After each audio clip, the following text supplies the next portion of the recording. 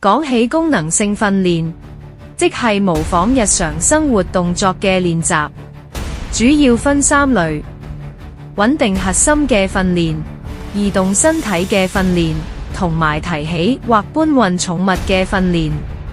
佢嘅好處好實際，唔單止強化肌肉，更重點提升全身協調、平衡力同關節靈活度，等你好似行樓梯、托米袋、追巴士呢啲日常動作更輕鬆穩陣。咩人最啱做？基本上係人人都啱。後生仔女做，可以大大提升運動表現，打波跑步更叻，仲有效預防運動受傷。對中老年朋友嚟講，好處就更加關鍵。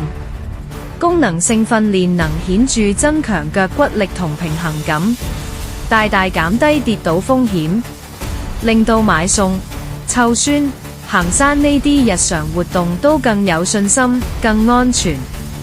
無論你幾多歲，投入功能性訓練，都係直接投資喺自己嘅活動能力同生活質素上面，值得考慮。